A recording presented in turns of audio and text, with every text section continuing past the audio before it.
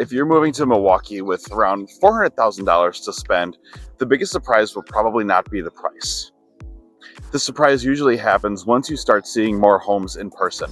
A house closer to the city can make the neighborhood feel like the main feature.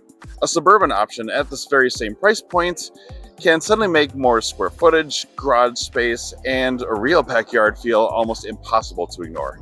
Then a third property shows up somewhere in the middle and makes the whole search just all the more harder. That is why this budget range is very interesting around Milwaukee and southeast Wisconsin. $400,000 doesn't send every buyer down the same exact path. It creates choices, real choices. And those choices can look completely different depending on where you decide to focus. So in today's video, I want to walk through what this price point can actually feel like around Milwaukee. Not as a market report, not as a list of averages, more like a realistic kind of tour day where you start comparing homes, locations, and trade-offs back to back. Because once you do that, the question then changes. It's not just what can I afford? It becomes more of which version of Milwaukee am I actually buying into?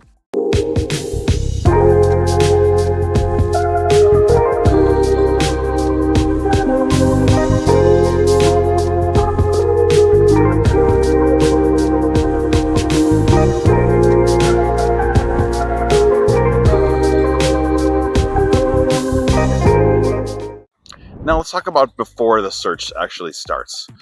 Let's say you give me a call and you tell me your budget is right around $400,000 to spend on a home. And odds are before we start looking, or even before I start asking you more questions and start playing the 20 questions game with you, you probably already have a picture of that in your head. Realistically, most buyers do. Some people are going to imagine a larger suburban home with more room than they had before. Others enjoy an older home near a lot of restaurants, coffee shops, and the parts of Milwaukee they want to enjoy. A few buyers come in thinking they only care about the property itself, then they realize the area around them matters more than they expected. And that alone is why this search can get very complicated quickly. $400,000 is not a tiny budget in this market. And at the same time, it does not remove every compromise. You still have to make choices, and those choices are where the search becomes very much real. Let's talk about the city option. The very first version of this budget usually takes us closer to Milwaukee activity. You pull into a neighborhood that feels like it established before you even get out of the car. The homes have a little more age to them, and the streets feel very much lived in, and you can usually tell when an area has decades to develop its own identity, and that first impression very much matters. Then, of course, you walk right inside the house itself. Now, at this specific price point, a city or a city-adjacent home usually is not trying to beat the suburbs on size. That is not the lane it wins in here. A buyer may see something around 1,600 to 2,000 square feet, depending on the exact area, condition, and property type. 3 bedrooms can feel pretty realistic.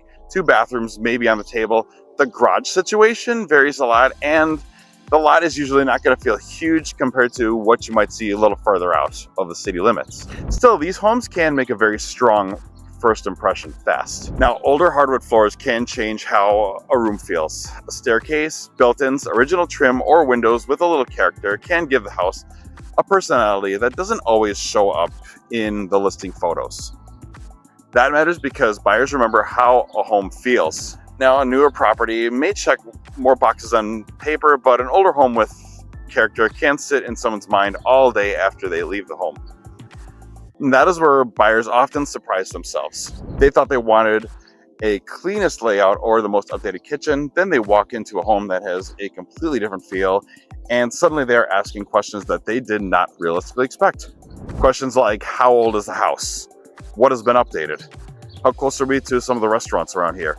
Can I walk anywhere from this neighborhood? And would weekends feel generally easier for me in this location? And that sort of shift is important. The house is still in the focus, but the area around it starts joining the conversation. A smaller home can make more sense when the location adds more value to your daily life.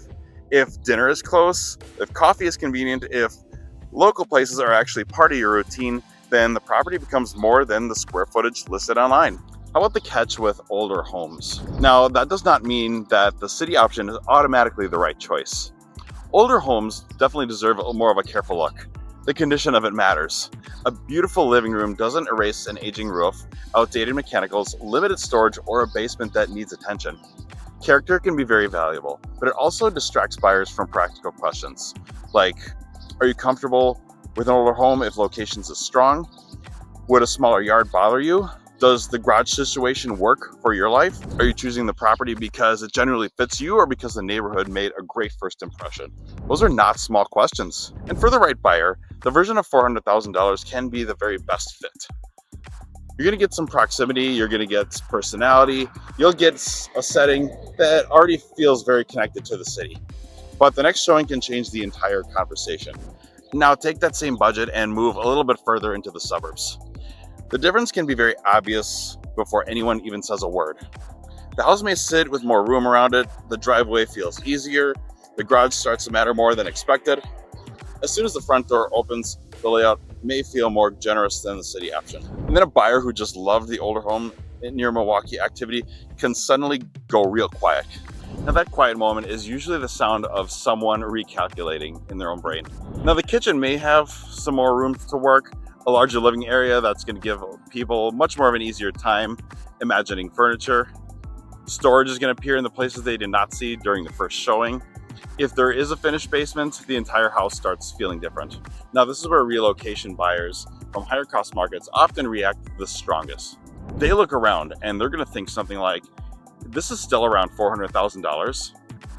That reaction is very common because the suburban option can make the budget feel all the more powerful. Square footage becomes a stronger part of the value. Attached garages become easier to find, larger yards enter the picture. Depending on the exact location and the age of the home, buyers may see much more practical layouts, fewer older house quirks, and spaces that feel easier to use every single day. That suburban house can feel a lot less romantic than the city option, but often makes a very strong argument. So what does the suburban house give you? A bigger kitchen changes how hosting feels. A basement can become a second living area, a workout room, a guest space, or simply the place where everything finally has somewhere to go. A larger yard starts looking very different when someone has dogs, kids, garden plans, or just wants more privacy than they had before. Even the garage can swing some opinions. Nobody usually starts a search saying a garage is the exciting feature. Then winter comes up, or storage comes up. Or someone opens the door and realizes they could actually fit cars, tools, outdoor equipment, and all the things that they never looked good sitting right in the hallway. Practical features are not always exciting online. In person, they can become very convincing. The trade-off is that the area around the house may ask more from you. Daily life can feel more car dependent. Restaurants may not be 5 minutes away. A quick stop after work might require a little more planning than it would closer to the city. The neighborhood itself may feel a lot quieter, which can be perfect for some and way too removed for another. That is why the suburban option is simply more house for the money. It is a completely different type of value. The home itself starts carrying much more of a lifestyle attached to it, and you're going to spend way more time entertaining there. Weekends might happen in the yard instead of out in the neighborhood, and the house becomes much more of a place where life is just generally going to gather. For buyers who want comfort, space, privacy, and easier day-to-day functions, that can be exactly the right move. And for someone who needs activity close by, the extra square footage might not solve the feeling that something is missing. That is why the same $400,000 budget can create two very strong and very different reactions. Now the decision gets a little bit messy. A clean city versus suburb comparison no longer is going to work. One property had character and access, another offered size and comfort. The third option starts creating balance, and balance can be harder to evaluate than extremes. Buyers often do not know what to do with that. A house that is clearly too small gets eliminated quickly. A location that feels wrong is very easy to reject. The difficult property is the one that does enough things well without winning every category. That is where people start thinking longer. The wild card may not dominate the search on paper, but it can still become the property that feels easiest to live with. That is going to matter a lot more than buyers expect. A home search changes once people stop changing the strongest feature and start noticing the fewest problems. That is a very different type of decision. Now, here's the part where online searching definitely cannot replicate. Touring homes back to back changes priorities. A buyer can spend weeks filtering for square footage, then walk into a smaller house where the layout works a lot more beautifully. Someone else may chase updated interiors until an older house with great lighting and better location completely changes the conversation. A listing can make a home look perfect, then the street feels wrong when you arrive. And of course, the opposite is going to happen as well. A property that looked average online can feel much better once you understand the setting, the layout, and how spaces is going to connect. That is why photography is only going to get you so far. They can show the finishes, they can show room dimensions, but they cannot fully show how a place lands when you pull up, walk through it, compare it to 3 others, and start picturing your actual life inside it. And that is where buyers usually will learn the most, not from the listing description, but from their own personal reaction. So what is the biggest mistake at $400K? At $400,000, the biggest mistake is trying to win every category all at once. A lot of buyers want the city access, that large yard, the updated kitchen, the oversized garage, the short commute, the low maintenance exterior, the character, the privacy, and the perfect location all in one house. That property usually either does not exist or does not stay at this price. Every individual option is going to have its own cost. The city area home may give you stronger access and more personality, but it may require compromise on storage, garage space, yard, or maintenance. The suburban house can deliver more comfort and practicality, although the location may feel a little less connected to the city of Milwaukee and the downtown activity. And a wildcard property may bring balance, but it probably will not be the largest home, the most charming home, and the best located home all at once. The buyers who do the best at this price point usually are the ones who understand which trade-off bothers them the least. That question is much more useful than asking which house is the best.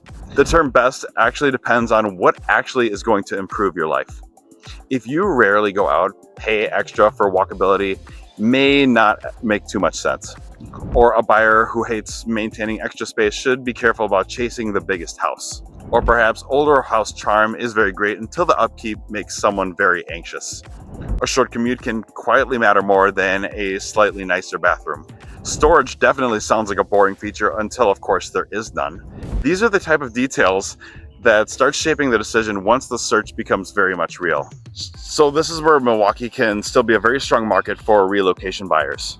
In many larger cities, $400,000 gives buyers very little room to choose. Around Milwaukee, that number can still create multiple paths. You can pursue an older home with character close to activity. You can move farther out and gain more property. You can find a middle option that gives you pieces of both without fully committing to either extreme. And that kind of flexibility is very hard to find.